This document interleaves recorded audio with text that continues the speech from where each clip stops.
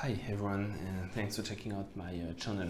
I'm going tonight to get back to my analysis of the market across several assets between the T-bonds for the stock market, the US dollar, gold, the Bitcoin, and the WTI crude oil. As since the 7th of March, my last video about this, there was some development that could be interesting in a way that it could actually validate the scenario I think is highly probable, which is basically correction on the stock market and also correction or continuation of the move to the downside on many of the key assets. So let's get started with having a look at the S&P 500. So last time I was making the video, we had significant bonds just right here.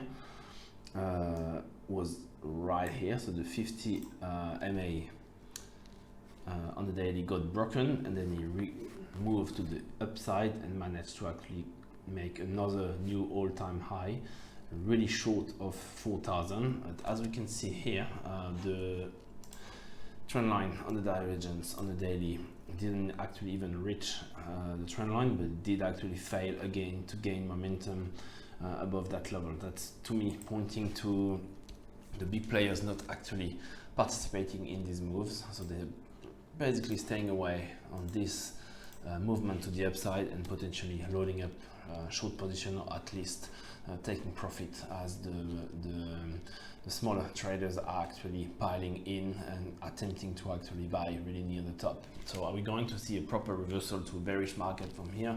That's of course not possible to say. It could be only some sort of a reversal, very temporary. My scenario at the moment is that we got that rising wedge and as we can see here on the break, should we actually break it, the 3,800, we would be looking at roughly 3,500. That's also the 200 MA running around there, so that would be my preferred scenario.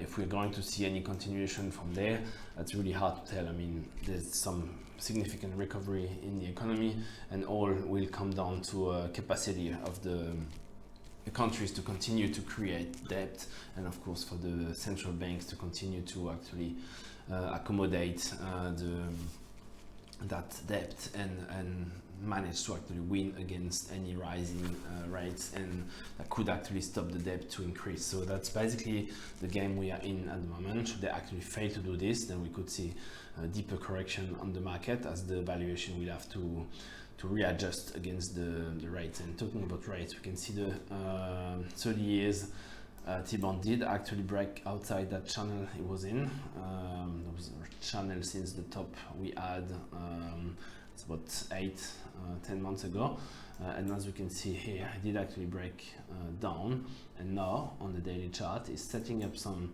sort of a divergence, and we are approaching some key resistance levels. So we could expect from here some bounce, potentially get back inside the channel, so that would definitely give some relief to the yield. Will definitely reduce it back down potentially to 1% or somewhere there, but still this is not done yet, as we could see an acceleration to the downside from here, and of course invalidate that divergence. That's not confirmed yet, so wouldn't be buying here except for short-term bonds, potentially toward 159, 160, but I think coming further next week or so, we are going to continue to see some pressure to the downside. As we can see, the falling wedge is quite consistent. They could easily turn into a channel should we actually push lower than 150. That's of course very much possible, as we can see the limit, or the lower limit on the RSI is sitting quite far away and still not in really high oversold level. So following this, also looking at the US dollar, so of course did break some major support. I was running at 120, I got lost, retested almost, and now we're having some sort of a bear flag that's forming here, and I believe it will likely break, and we're going to visit first 1.15, which is also slightly below the target of the inverted cup handle pattern we're having here. So very bearish move here. We don't have any sign of proper reversal yet. As we can see here, the momentum on the daily is pushing strong.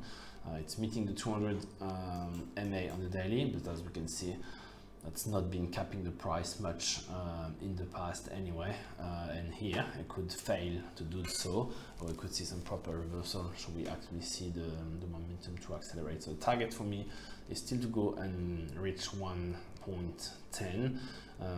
At that point, I believe we're going to be on the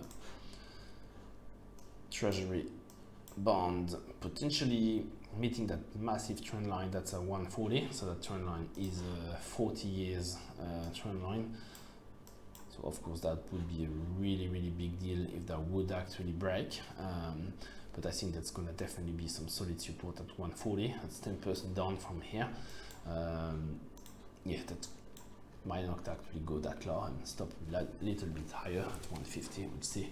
But that could be equivalent to that on that fall at 110 for the US dollar. Looking at gold, we are also still in that bearish scenario.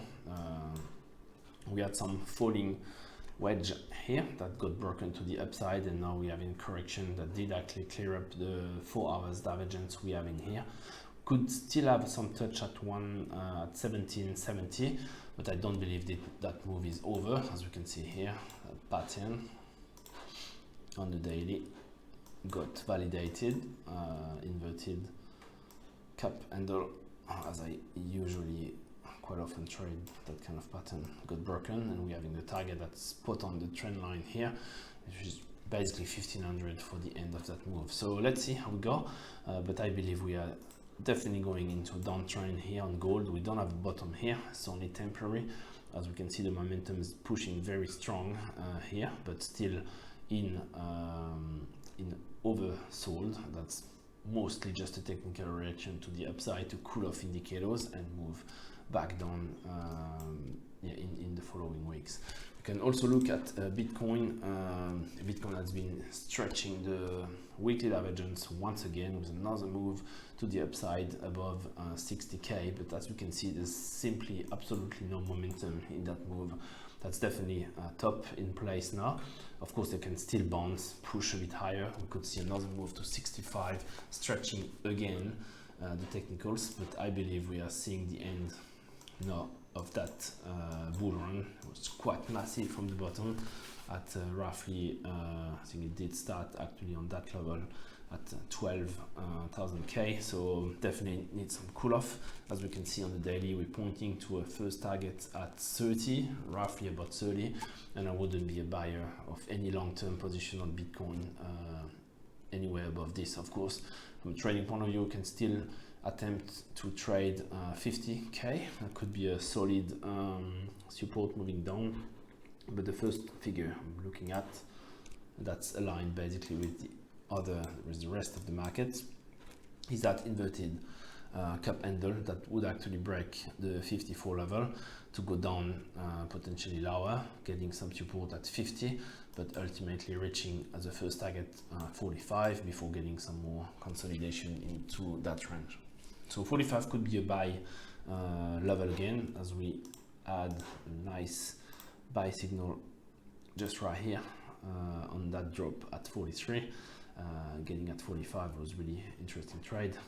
Could see a similar thing here, but I believe the upside potential will be more limited, potentially capped by 40, 54 somewhere there. And finally, looking at WTI, we also got some major breakdown last week as we invalidated the inverted cup and handle pattern, dropping 64, breaking very strong down to 59. That was the target for that trade. No, the price went back up and retested the lower end of the channel. That was a bit expected following such a solid drop, but as we can see on the daily, we could argue that potentially the divergence got cleared. So it is possible, but as we can see on the 4 hours, we're still having a fair bit of room to go, potentially to drop to 56. So let's see. I believe we're going to break that level because we don't have any loss of momentum, but pure technical bounce to that level, that we're going to see continuation to the downside, potentially continuing as high as 64, potentially retesting a little bit higher before resuming the downside and getting to the targets somewhere there. Of course, we'll have some more solid support at 58. We will see, depending on the market condition, what's going on the stock market, the US dollar, everything else. I'll be deciding if it's probably best to close short at that level or attempting to actually hold a bit longer to get a better exit price and potentially buying back at 55. That's definitely a level that will show buyers interest, so it could be definitely interesting. If we look at the quote report for WTI, as we can see, and not unexpected, the management did close long position. They didn't actually start loading up short, reduced as well, but reduced a bit more long. But I think the more important, in my opinion, are the edges, because they are now edging against a lower price, and that's not been the case for quite some time on WTI. So yeah, next week will be definitely interesting. Be following all of these markets, getting some position short on WTI, but small position. We'll see if it's best to exit should we see some powerful move to the upside or add to that position. Bitcoin, in my opinion, not doing anything. Be waiting the 30 level, potentially buying at 45, 50 zone. Should we get some nice buy signal? Gold for me is a short position that I'm holding for lower level. US dollar definitely short on the pay, and on the treasury bond probably not doing much on that market, but yeah, that's about it for the plane. So yeah, I wish you safe trading. Speak to you soon. Cheers, bye.